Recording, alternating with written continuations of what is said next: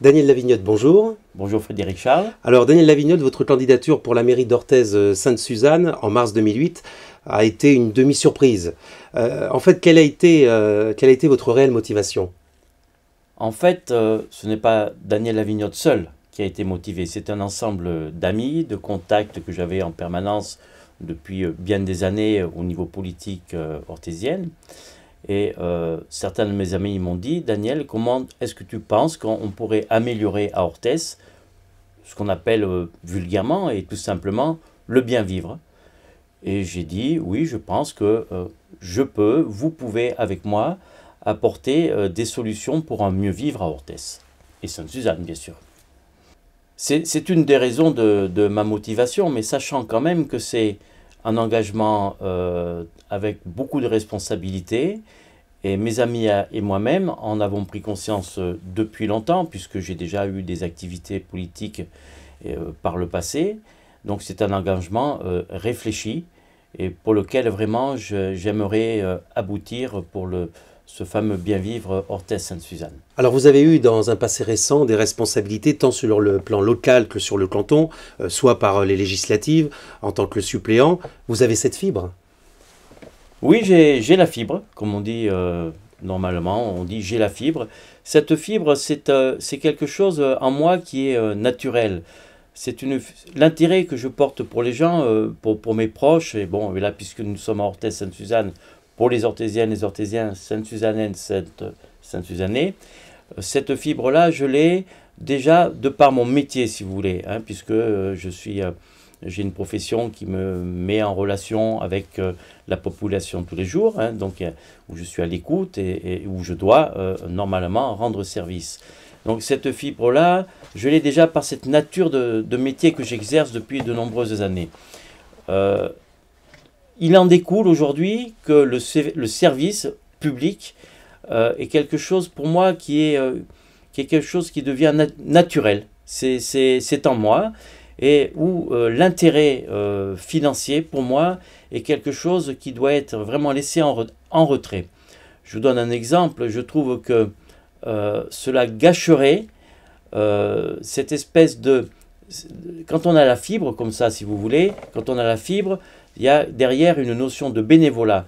Et pour vous donner un exemple, si j'étais élu, j'occulterais en partie ces indemnités qui reviennent normalement aux adjoints, je l'occulterais en ce sens que je ferai une rétrocession pour tous les conseillers municipaux de l'enveloppe budgétaire concernant les indemnités des adjoints et du maire.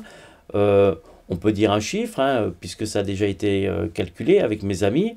Je rétrocéderai tout simplement 30% des indemnités globales qui reviennent tant au maire qu'aux adjoints. Je trouve que c'est normal. Il n'est pas normal qu'un conseiller municipal qui s'investit, et c'est vrai que j'ai envie que les gens qui travaillent avec moi, qui vont travailler avec moi, s'investissent. Je suis assez exigeant de ce côté-là. Toutes les personnes concernées et qui ont été contactées le savent.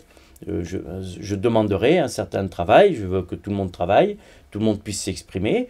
Et ça demande du temps, donc je trouve tout à fait logique que tout le monde en ait quelques reconnaissances financières. Je pense que c'est normal. Voilà. Je tiens ça, ce n'est pas une idée de Daniel Lavignotte, hein, puisque moi je consulte évidemment des gens qui se présentent un petit peu partout dans le département, et c'est un de mes amis de Lons qui m'a suggéré cette idée, et je pense qu'il avait tout à fait raison. Voilà. Alors, est-ce que vous pouvez nous dévoiler aujourd'hui une de vos priorités, du moins dans votre programme? C'est une question évidemment que tout le monde se pose. Alors, je vais être clair, je vais vous en dévoiler une. Allez, je vais vous en dévoiler deux. Allez.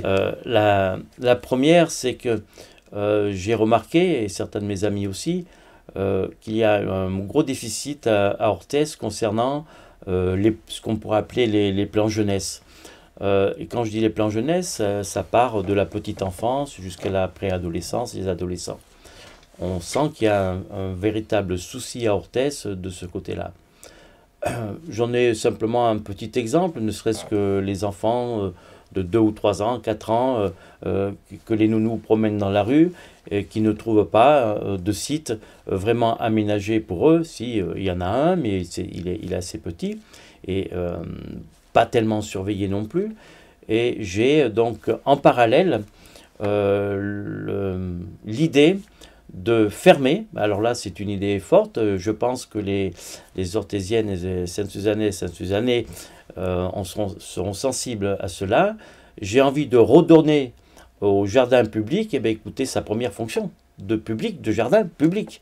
Mais pour que ce jardin public retrouve sa fonction de base, ben déjà, il faut le fermer. Il faut le fermer parce qu'aujourd'hui, ce n'est pas un jardin, c'est une espèce de deuxième rue qu'on traverse pour aller d'un côté de l'autre, avec la dangerosité, vous le savez, de la nationale, des véhicules qui passent et des camions malheureusement qui passent. Ça, c'est encore un autre sujet que j'aborderai dans ma campagne. Et si vous voulez, donc ça fait partie de la base, d'une des bases de direction dans laquelle je veux travailler ardemment, vraiment pour Orthès. Alors, puisqu'on y est, je vais vous dévoiler un peu autre chose. Je suis en relation, vous savez, je garde toujours des contacts sur l'extérieur. Je regarde un petit peu ce qui se passe à l'extérieur. Et je me suis aperçu que sur notamment Artix, Mourinx, il y avait des associations qui étaient très compétentes, qui venaient sur Orthès.